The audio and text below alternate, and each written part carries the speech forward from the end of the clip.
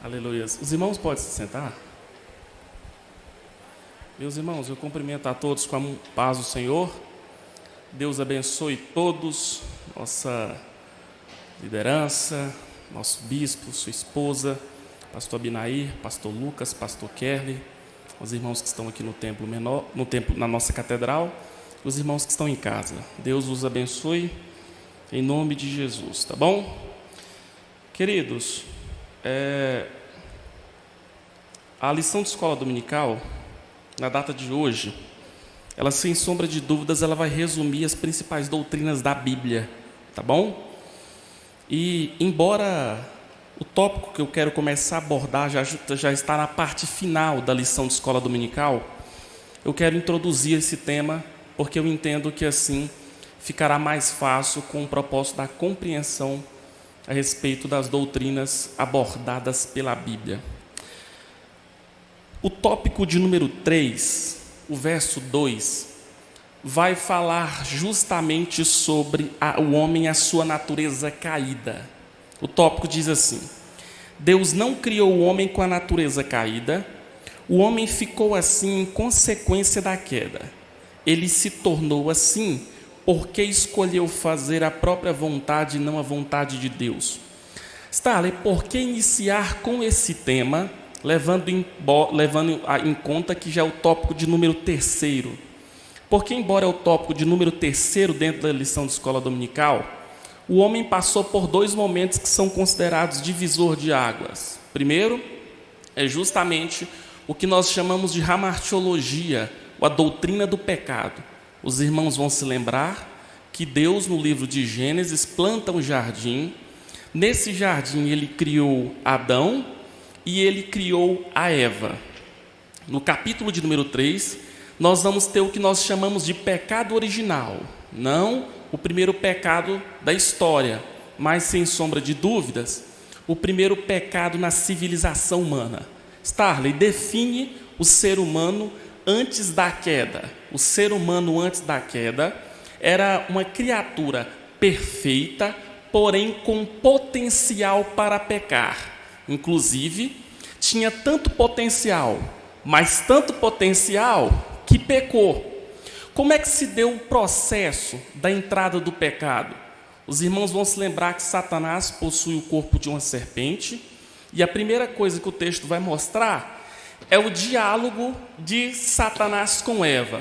Starley, por que Satanás escolheu o diálogo com Eva e não com Adão? Porque Adão não tinha recebido, porque Eva não tinha recebido a ordem direta da parte de Deus. Quem recebeu foi Adão. Satanás, sabendo disso, sabia que qualquer um dos dois que teria mais facilidade em transgredir a lei do Senhor era Eva. O que acontece? Simples. O pecado ocorre. A Bíblia vai dizer no mesmo capítulo 3 do livro de Gênesis que Deus vem e, a partir desse momento, ele começa a aplicar as sentenças. A sentença vem, primeiro, para Adão.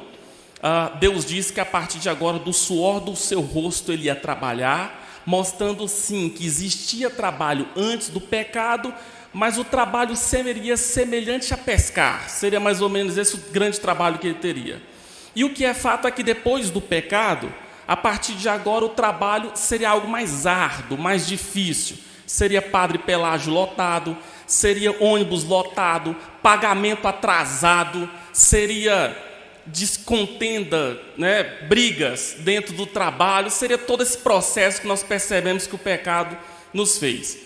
Com relação à mulher, nós temos justamente Deus aplicando a sentença e dizendo que, você vai perceber na gramática do texto que diz assim: a partir de agora darás à luz com dores, mostrando que provavelmente Eva já tinha sido mãe antes do pecado, porém, a partir de agora o pecado ia promover dores na hora do momento de parto. Deus aplica a sentença para a serpente, dizendo que a partir de agora ela iria rastejar sobre os seus pés, e Deus aplica a sentença para Satanás, dizendo que da semente da mulher ele levantaria eu quero que os irmãos prestem atenção no que eu vou falar, que não ia esmagar a cabeça da serpente. O texto no original vai mostrar ferir. inclusive as boas traduções bíblicas, vai apresentar ferir. Starley, Jesus veio, ele esmagou a cabeça da serpente? Não, Jesus a feriu.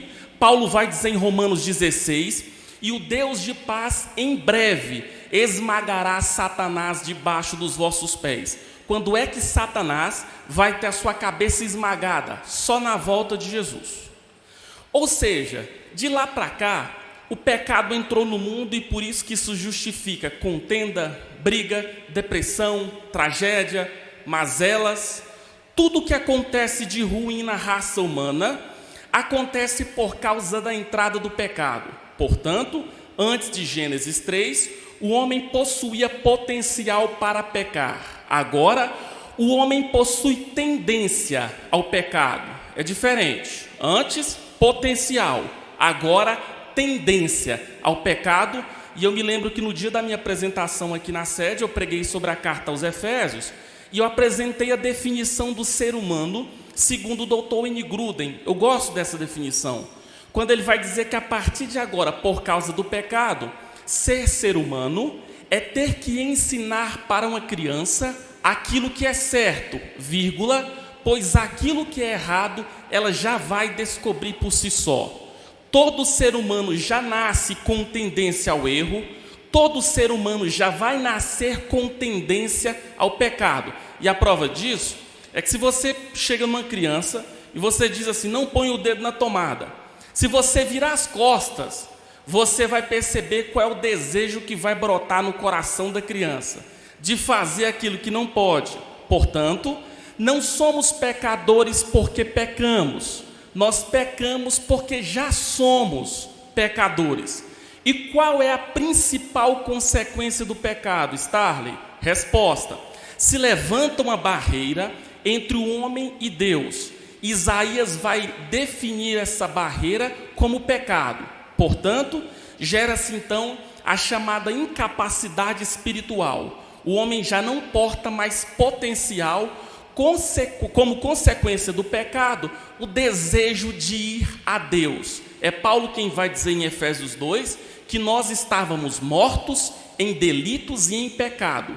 Morto não fala, morto não tem desejo, morto não tem sentimento. É por isso que ele vai dizer no verso 1 de Efésios 2:1 que Jesus foi aquele que nos vivificou. Portanto, irmãos, acredite os irmãos ou não, todos nós somos pecadores. E talvez você me fale assim, Starley, mas eu nasci num berço evangélico, nunca me afastei do evangelho. Starley, eu nasci num berço evangélico, eu nunca roubei. E engraçado da doutrina do pecado é que há quem diga que há 370 classes de pecado na Bíblia. Talvez você nunca possa ter roubado, mas a pergunta é, toda caneta que você pegou, você devolveu? Talvez você nunca possa ter assassinado alguém, mas você pelo menos uma vez na sua vida, você falou mal de alguém? Pode ser que você nunca tenha pecado um pecado que vai contra o padrão ético e moral. Mas se você tiver olhado para alguém uma vez na sua vida e tiver cobiçado, segundo a Bíblia você pecou. Ao ponto de Tiago dizer que aquele que tropeçou em um item da lei se tornou culpado por toda ela.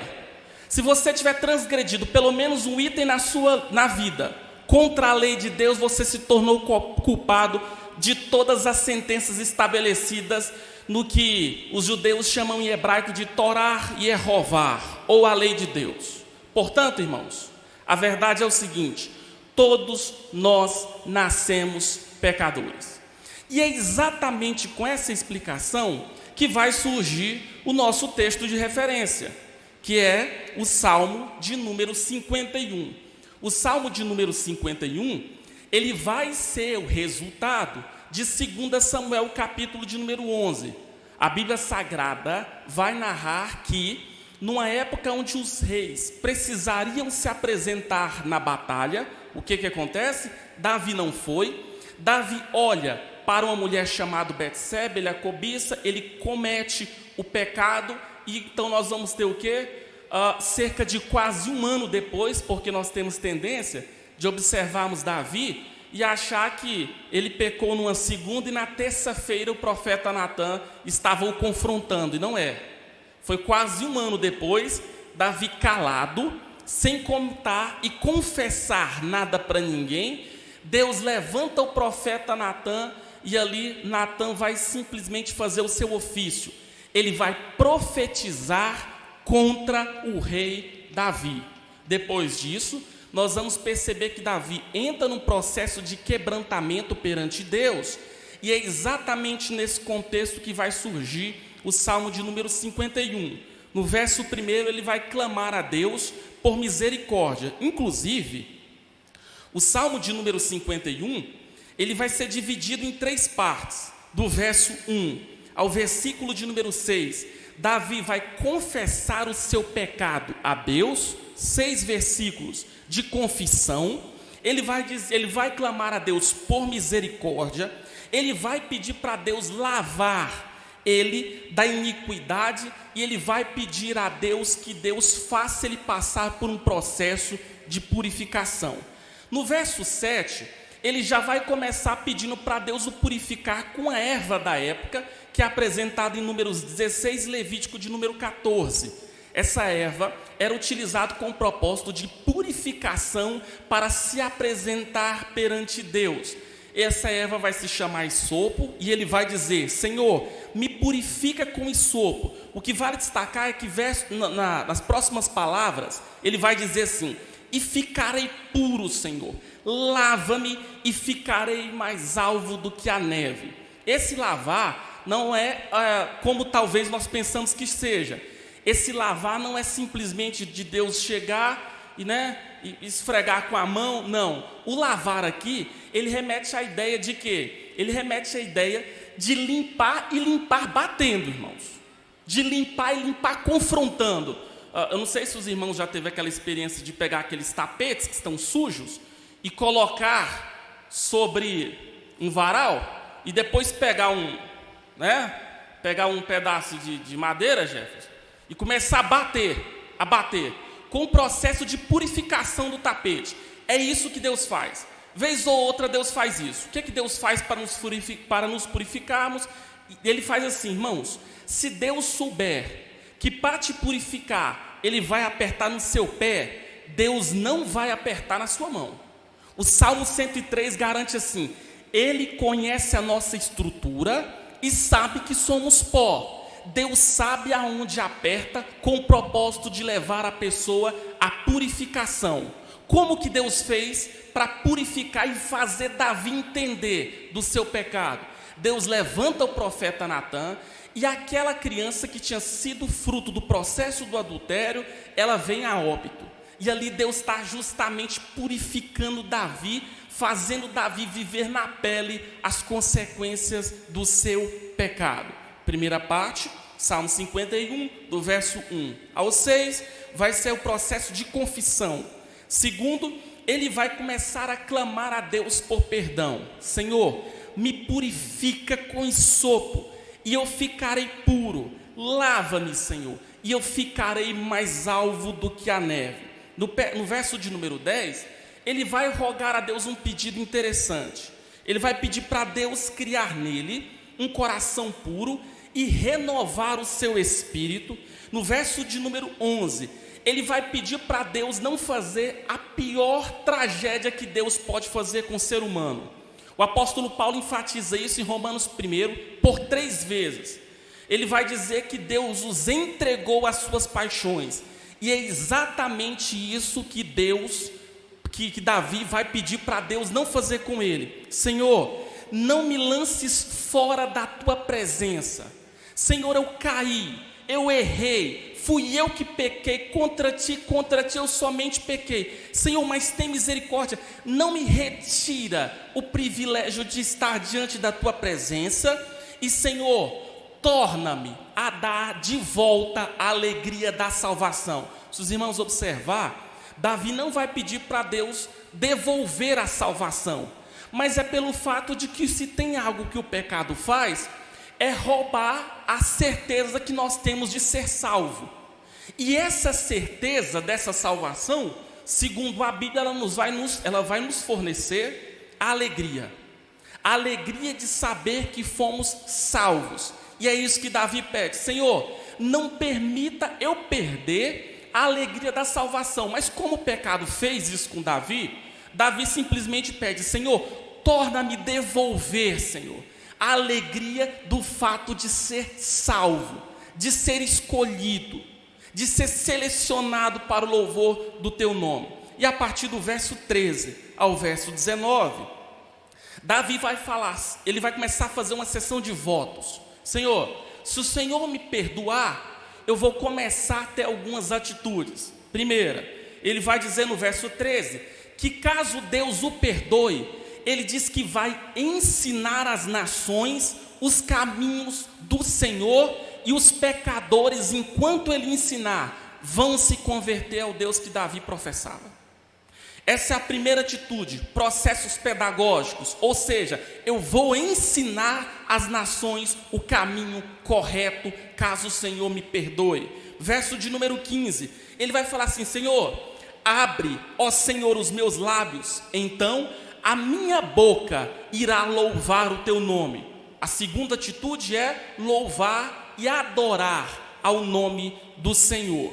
E a partir do verso 16 até o verso 19, Davi vai continuar apresentando a Deus, no processo de pedir perdão, as atitudes que ele vai tomar em consequência do perdão que Deus o fornecer. Meus irmãos, quais são as lições que esse salmo e a doutrina do pecado nos ensina? Primeira, o pecado não respeita CPF nem classe social. Todos nós pecamos e fomos destituídos da glória de Deus. Todos nós carecemos da graça e do poder de Deus frente à salvação. Você que está assistindo aí na sua casa, não se esqueça, todos nós carecemos da graça e da misericórdia de Deus. Não importa quem somos, e como eu disse, como Deus sabe que pelo fato de todos nós sermos pecadores, Deus sabe onde aperta. Essa que é a grande verdade. Aí vamos começar o tópico de número 1, a grande salvação. O termo salvação tem múltiplos sentidos na Bíblia, podendo se referir à cura de doenças, à preservação em momentos de perigos, entre outros. A expressão salvar na Bíblia, embora no nosso contexto, toda vez que nós falamos em salvação, nós estamos acreditando que estamos falando da salvação do inferno. Mas a Bíblia vai apresentar múltiplos termos para essa expressão salvação. Por exemplo, um certo leproso chega diante de Jesus e fala assim: Senhor, me salva. Ali ele não estava pedindo justamente o fato de salvar dos seus pecados. Ali é: Senhor, me salva da minha doença. Porque, por exemplo, a enfermidade estava o consumindo. A enfermidade estava o levando para a beira do abismo. Portanto, essa expressão salvação, ela vai ter múltiplos significados. Como de fato, quase todas as palavras na Bíblia que remetem às ações de Deus, elas vão ter duplo significado. Salvação, sem sombra de dúvidas, é a mais importante delas. Isso é interessante se notar. Porém, no tópico 1.1, vai explicar como se deu a origem da salvação, como ela se inicia. No tópico 1.1 diz assim: a salvação, ela vai ter sua origem em Deus. Ele a planejou e executou por intermédio de Jesus Cristo. Deus é o autor da salvação.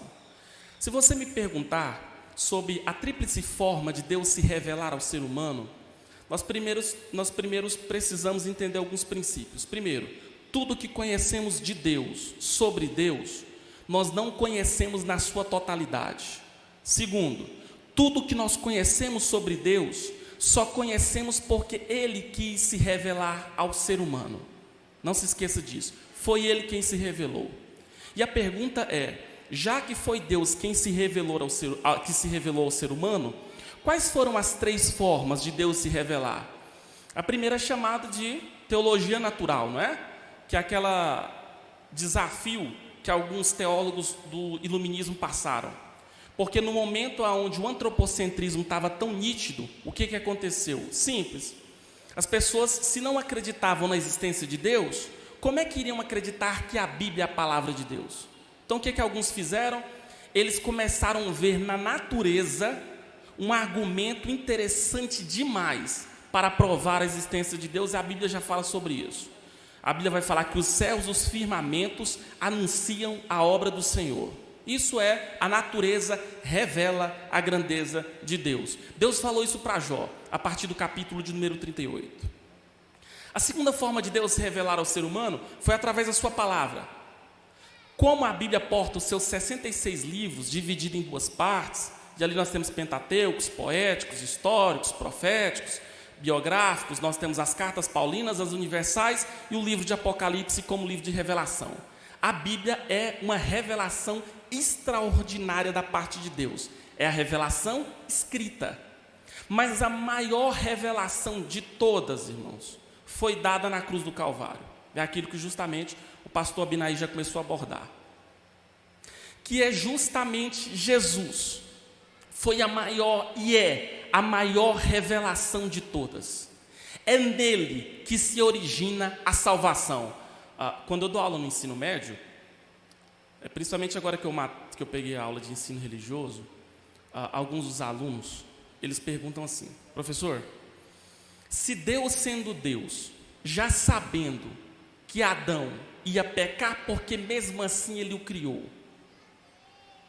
Essas são algumas das perguntas que saem. E essas são algumas das perguntas que os adolescentes costumam ter. Irmãos, nesse momento, não dá para falar assim, é porque Deus quis. Não dá para falar é porque Deus quis. Então o que acontece? As minhas respostas sempre eu procuro estar variando, mas dentro do mesmo contexto. E se tem algo que nós não podemos nos esquecer, é que Deus criou um ser humano livre. Porque se Adão tivesse o direito de escolher somente o bem, Jefferson, e não o mal, ele não teria livre-arbítrio.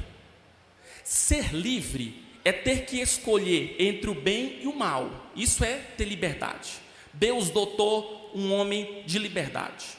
Mas os irmãos não podem se esquecer que quando aconteceu o pecado, Deus já apresentou ali o propósito e o projeto da salvação. Só que em Apocalipse capítulo de número 13, nós vamos ter o capítulo que vai falar da vinda do anticristo, aquela coisa toda. E o interessante é que em Apocalipse 13, lá pela altura do versículo de número 8, nós vamos ter a partir de então a Bíblia falando que o Cordeiro de Deus, ele é apresentado, e a salvação é antes da fundação do mundo, mostrando que quando o homem pecou, transgrediu contra a lei de Deus, o plano da salvação já estava estabelecido. Por quê, irmãos? Irmãos, Deus tem um atributo chamado de eternidade. Deus não tem começo, não tem meio e não tem fim. É claro que o pecado não pegou Deus de surpresa. A bem da verdade, nada pega o Criador de surpresa. Ele sabe do passado, sabe do presente, sabe do futuro. Ele vê as coisas do passado com a mesma nitidez que nós estamos nos vendo aqui nessa noite. E ele vê o futuro da mesma forma. Portanto, implica em dizer que o quê? Que a salvação, ela tem a sua origem em Deus. Segundo princípio que eu preciso explicar. Após o século I, se levantou nas igrejas primitivas doutrinas satânicas. Por que você fala doutrinas satânicas? Que a Bíblia vai apresentar a ideia de que todo espírito que nega a divindade de Jesus é um espírito que provém de Satanás. Por isso que eu afirmo, é uma doutrina satânica. Então o que isso implica em dizer? Se levantaram heresias que alguns estavam acreditando que Jesus não era 100% Deus. Alguns acreditaram que Jesus era apenas um profeta ungido. Que Jesus era apenas um profeta ungido e não era Deus. Outros acreditaram que Jesus era um anjo, mas que ele não era homem. Mas, graças a Deus, nós tivemos o chamado Concílio da Calcedônia, e lá foi estabelecido pelos pais da igreja aquilo que a Bíblia já apresenta. O quê? Jesus é 100% homem, Jesus foi 100% homem, e ele é 100% Deus. Por que você afirma que ele é 100% Deus? Justamente para dizer o que ele declara em João 14,6. Repara que se você analisar o texto, ele não vai dizer assim, olha, esse é o caminho, essa é a verdade, essa é a vida. Ele é quem vai dizer que ele é o caminho, que ele é a verdade e que ele é a vida. Isso também nos leva a uma outra conclusão: só fomos salvos porque Jesus é Deus. C.S. Lewis, ele tem uma frase que eu acho interessante. Ele disse que quando ele olhava para a vida de Jesus, ele disse que tirava 3 conclusões. Das 3 eu cito 2. Ou ele era louco, ou ele é Deus. Porque se eu acreditar que ele não é aquilo que ele está dizendo que ele é, então ele é louco. Mas se eu resolver acreditar que ele é aquilo que ele diz que ele é, portanto, irmãos, Jesus é Deus. Jefferson, ele conversou com elementos da natureza. Repara que no texto da tempestade, ali nós temos algo engraçado. Ele conversa, pastor Binai, com o vento e o mar. E o interessante é que o verbo está no imperativo. Ele vai dizer, vento, mar, aquieta-te. E assim, ó.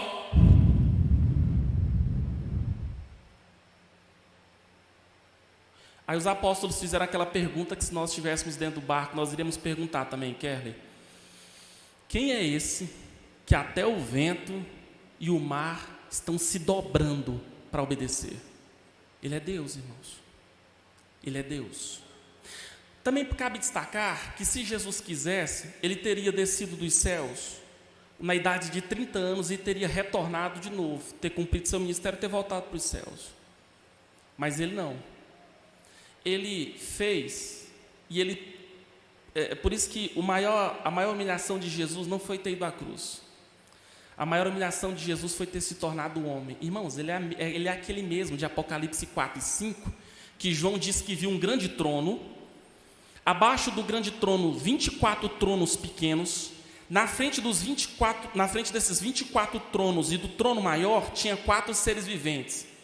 Em Apocalipse 5,14 vai dizer que essa miríade de anjos celestiais vão dizer assim, ó, toda honra, toda glória, todo louvor, toda força, toda sabedoria estão diante do Cordeiro de Deus, que comprou de volta para Deus toda língua, toda tribo e toda nação. Esse é ele. Esse é aquele que largou esse trono, saiu desse trono para vir à terra. Por que eu estou falando que ele é humilde? Irmãos, Deus sabe andar, ele sabe de tudo. Deus sabe se alimentar, ele sabe de tudo.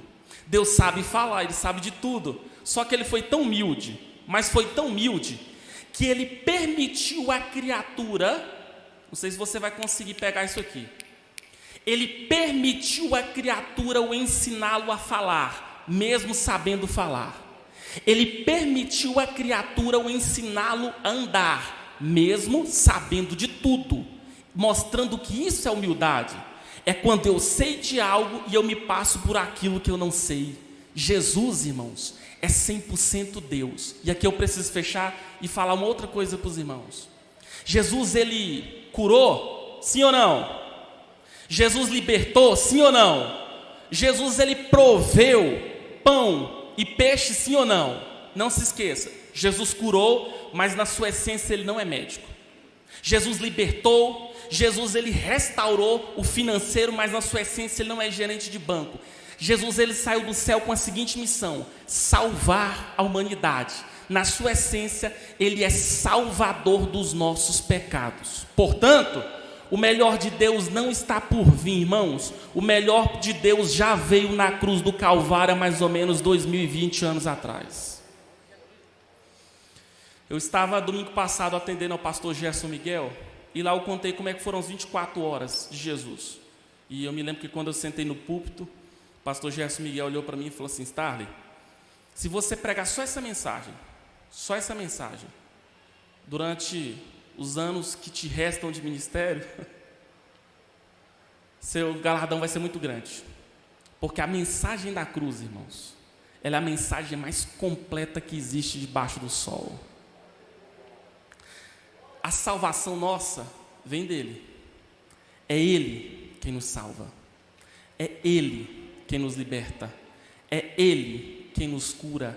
Ele desviou a nossa rota que ia direto para o inferno e por causa do sangue manado na cruz do Calvário, temos direito à nova Jerusalém celestial para a glória de Deus.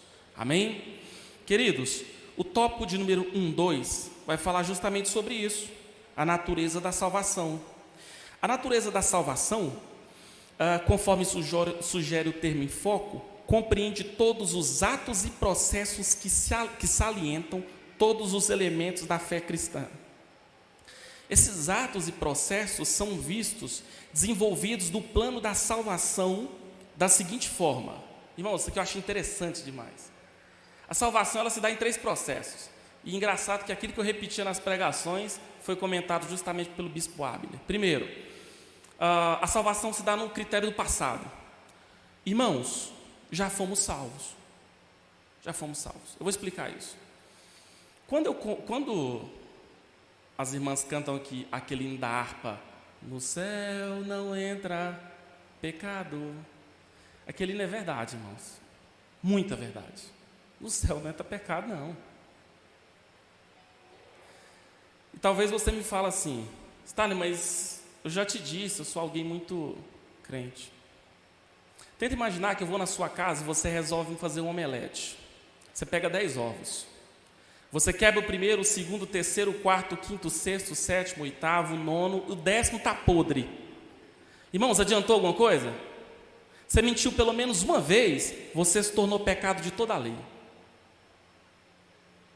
Você está querendo dizer que está dando a impressão assim, então eu estou lascado. É isso que eu quero que você entenda nessa manhã, e você que está em casa, você está lascado. Não tem como se salvar. É isso que a Bíblia apresenta, não tem como. É por isso que Jesus foi na cruz. Precisava ser homem, porque quem pecou lá no Éden foi um homem. A Bíblia diz em Romanos 5,12, dizendo que por um homem veio o pecado no mundo, o pecado veio a morte passou a todos os homens, por isso todos pecaram. Segundo, precisava ser Deus, porque em Jonas 2,9 diz que a salvação só pode ser gerada por Deus. O que isso resulta em dizer? Resulta em dizer que quando Jesus foi à cruz do Calvário, ele abriu os braços, ele gritou, Pai, está consumado. Significa que alguém nos representou.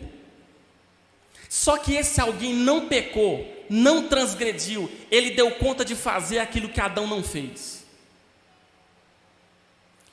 E é exatamente que por um homem entrou o pecado e nós herdamos a natureza pecaminosa. Paulo vai dizer nos versos posteriores, também por um homem entrou a justiça. E pelo fato desse homem, que é Deus, ter ido à cruz, nós somos beneficiados consequentemente pelo sacrifício vicário na cruz do Calvário. Jesus andou, queridos, por 20 quadras de Jerusalém. Há quem diga que aquela haste que ele estava carregando na cruz, chamada em latim de patibulum, não é? 60 quilos.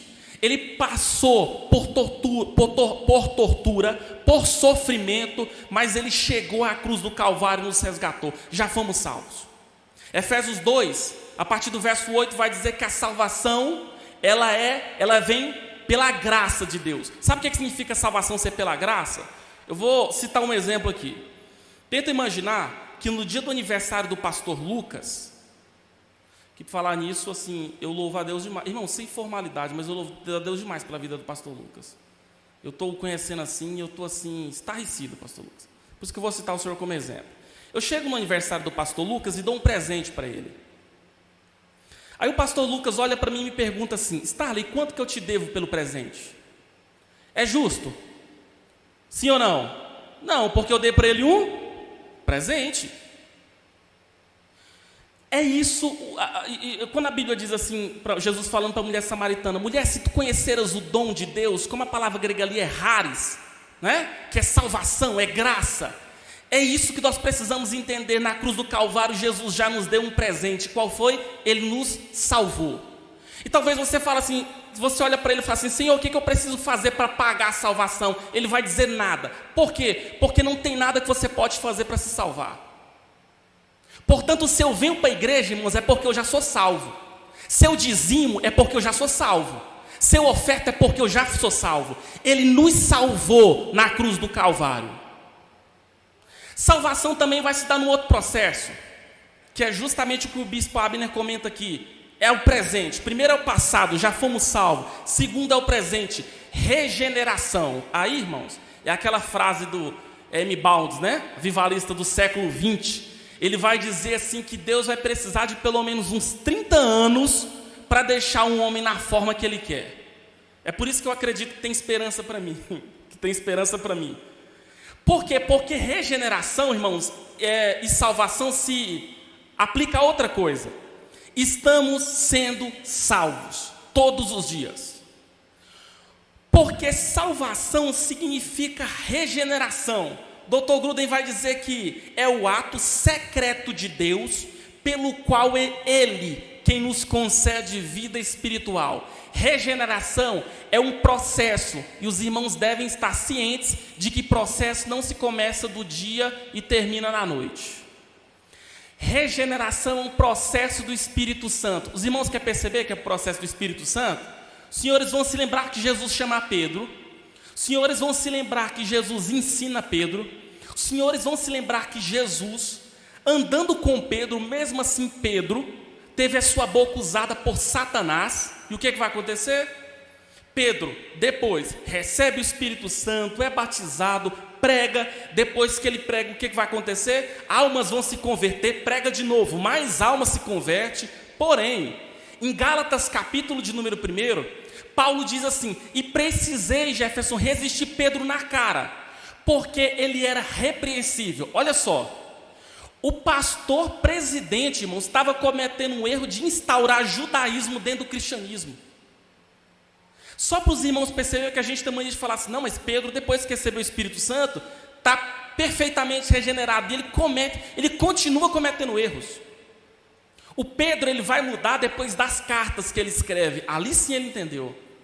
Quantos anos deve ser, hein? É exatamente que isso se chama regeneração. É um ato secreto de todos os dias. De pouco a pouco o Espírito Santo vai cortando as ligaduras do pecado e do nosso legalismo que está dentro de nós. Isso, irmãos, se dá orando, buscando, lendo a palavra, ouvindo a palavra, vindo para a vigília às 5 horas da manhã aqui. Isso é um processo que o Espírito Santo faz.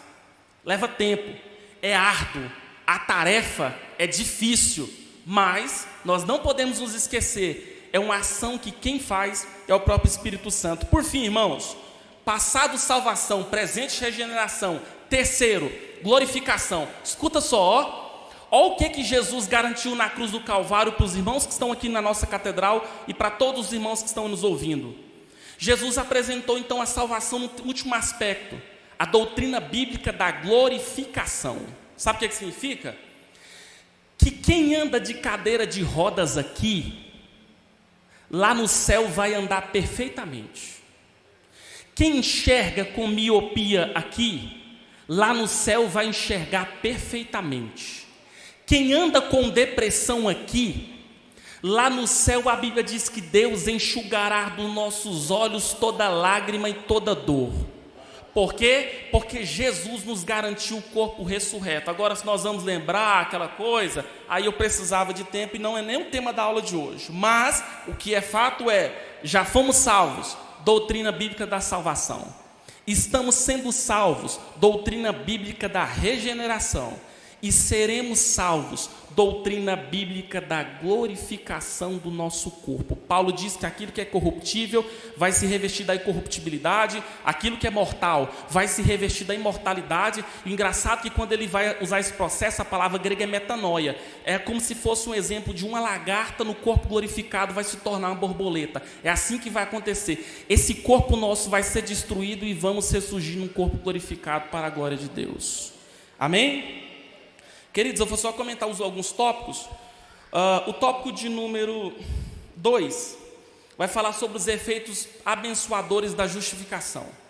Primeiro vai dizer que nós temos paz com Deus. Irmãos, completa esse versículo fazendo favor. Se Deus é por nós, quem será? Quem será? E se Deus for contra nós, quem será por nós? E se Deus se opor contra nós, quem será por nós? Sabe por que eu estou falando isso? Porque o pecado nos tornou inimigo de Deus. Mas a partir de agora, quando nós dobramos o nosso joelho e pedimos a Deus perdão pelos nossos pecados, Deus não olha mais para a nossa ficha, Ele olha para a ficha pelo sacrifício vicário. Sabe o que acontece? A ficha que nos era contrária, a Bíblia diz que Jesus pegou e cravou ela lá na cruz do Calvário. Significa que, portanto, nós estamos aqui e Deus não está olhando apenas para nós, Ele sabe que nós estamos aqui por causa do sacrifício do seu Filho Jesus. Temos paz com Deus, irmãos, por causa do sacrifício de Jesus. Segundo benefício, uma alegria produzida pelo Espírito Santo. Se nós vamos analisar quando o pentecostalismo chegou no Brasil, o pentecostalismo ele vai se dividir nas famosas 3 ondas, né? O que é interessante é que, assim, quando o pentecostalismo chega, em 1910 e 1911, a congregação cristã do Brasil chegou antes de nós, um ano antes de nós. Mas o que é fato é o seguinte, sempre com a classe social mais baixa, classe D da sociedade. E esse era um dos motivos que fazia com que muitos se impressionassem, né? Como é que gente pobre, classe D, às vezes não desfruta de benefícios que o dinheiro pode proporcionar e são alegres? Resultado, irmãos, é uma alegria que não está focada na estrutura financeira. É uma alegria que está focada e está alicerçada no fato de ser salvo em Jesus Cristo. Essa é a alegria que o Espírito Santo pode proporcionar, né? O tópico 2.3 vai dizer que um outro benefício da justificação é ter esperança. É acreditar que tem uma luz no final do túnel. É estar aqui, mas acreditar que na Nova Jerusalém Celestial nós não vamos padecer as coisas que o pecado fez com nós. É ter esperança. Esperança não do verbo esperar, mas é do verbo esperançar mesmo. Sabe o que significa, irmãos? É acreditar que tem uma luz no fim do túnel. Isso é ter esperança. O tópico de número 3 vai falar sobre as bênçãos da santificação. O tópico 3.1 vai apresentar um atributo de Deus. Primeiro, Deus é santo. Eu coordeno um curso de teologia, no núcleo da ETAD, lá na região noroeste. E lá é algo interessante, né? Os alunos me perguntaram, professor, Jesus poderia ter cedido à tentação em Mateus 4 e Lucas 4? Resposta, não. Por quê? Tiago diz que Deus não pode ser tentado, ali significa que Deus não pode cair em tentação. Jesus é Deus, irmãos. Jesus não ia cair. Mas por que mesmo assim Satanás tentou? Essa é a característica dele, irmãos. Perseverante. Esquece disso não. Mas Jesus, ele é Deus. E se tem algo que o tópico 3.1 fala, e fala com propriedade, é que Deus é santo. Repara que em Isaías capítulo de número 6, não é os anjos que dizem para ele.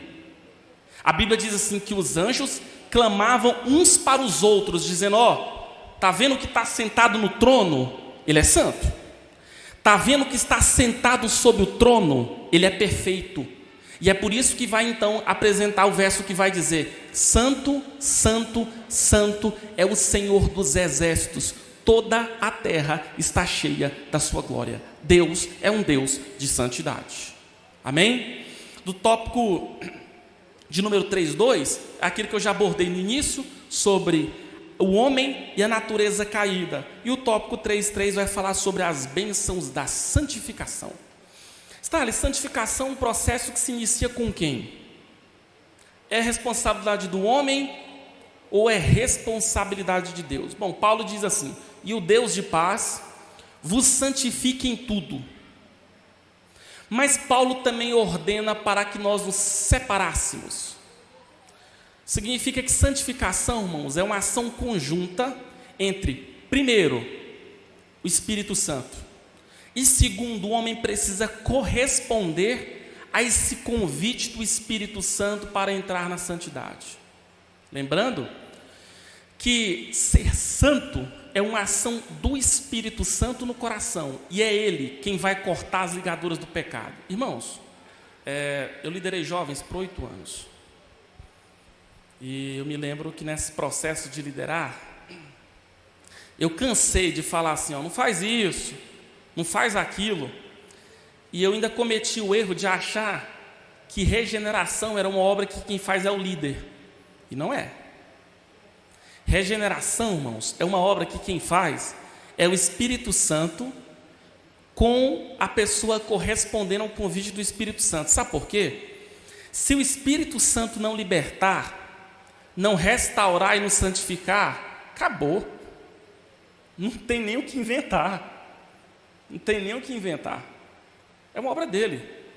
Eu vou apenas dar uma sugestão para quem já tem um tempo na fé. Irmãos, o homem é alguém pecador, já comentei sobre isso. Mas você precisa se conscientizar que depois que Judas traiu Jesus, você não pode se assustar com mais nada dentro da igreja, não. Né? Nas aulas de aconselhamento cristão, eu falo assim para os alunos: se tem uma coisa que você nunca pode fazer, é regalar os olhos. Às vezes alguém chega para você, por exemplo, vou citar um exemplo, Paulo Renato chega para mim e me conta algo. Ele já está desesperado. Aí se você na hora regala os olhos e grita assim: meu Deus do céu, como é que você teve coragem? É 2 desesperados. E 2 desesperados no aconselhamento cristão caem no buraco. Então aconteça o que acontecer. Aconteça o que acontecer. Seus olhos estão lá fixos. Por dentro você está gritando desesperado. Mas você está ouvindo. Por que eu estou falando sobre isso, irmãos? Porque santificação é um processo. E demora. Só que é um processo árduo, irmãos. Carregar alguém nas costas, orar, jejuar. Mas nós não podemos nos esquecer que Deus é o Deus que tem poder de pegar aquele menino que vive correndo na igreja, que mais na frente desvia, e fazer dele um poderoso obreiro, irmãos, para a glória de Deus. É o Espírito Santo quem faz. É o Espírito Santo de Deus quem realiza essas obras. Stanley, por que você está dizendo isso? Para dizer que santificação é um processo que faz com ele. E o tópico 3.3 vai dizer assim: é muito importante lembrar que, diante da realidade da santidade de Deus e da pecaminosidade humana, só é possível retomar o relacionamento com Deus por causa da obra perfeita de Jesus Cristo, como nós já vimos no tópico anterior. Portanto, todos os reconciliados agora devem viver em novidade de vida. A fonte que nos capacita a termos esse novo andar é expresso nos seguintes termos: estar em Cristo, andar nele, andar em espírito. Somente assim será possível uma vida em santificação. E a conclusão vai dizer: a tão grande salvação providenciada por Deus, por intermédio de Jesus Cristo, não somente proporcionou reconciliação do ser humano, como do seu Criador, mas também resulta em bênçãos de restauração e em todas as áreas da vida humana, no corpo, na alma e no espírito. E assim o Senhor é glorificado.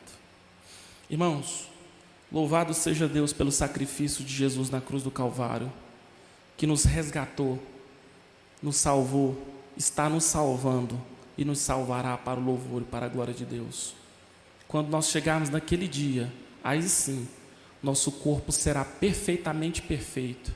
Aí lá não vai ter mais pecado, nem tristeza, nem dor, nem luto. Chegaremos lá para o louvor e para a glória de Deus. Deus abençoe os irmãos.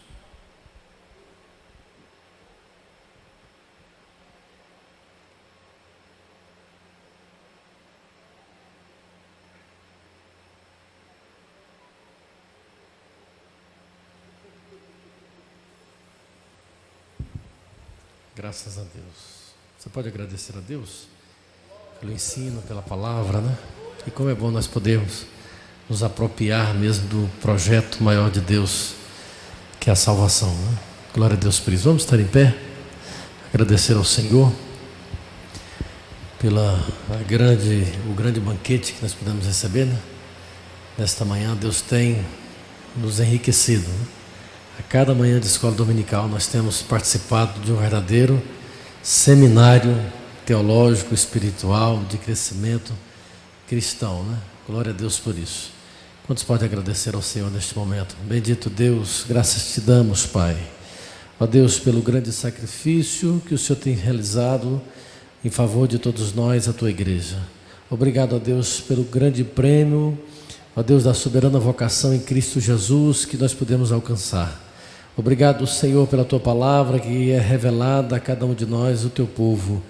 E a instrução, a ministração dela nesta manhã veio, Senhor, de uma forma abundante, Senhor Deus, para nós, a tua igreja. Obrigado, Senhor Deus, pela tua presença. ó Deus, de contínuo conosco, e ela tem, ó Deus, nos garantido a vitória, nos mantido de pé, nos fortalecido e nos dado a convicção, a certeza plena da salvação. Em tudo, Senhor, nós te adoramos, ó Pai, e te agradecemos no nome de Jesus. Amém. Deus abençoe a todos. Até logo mais. Nosso grande encontro, a ceia do Senhor.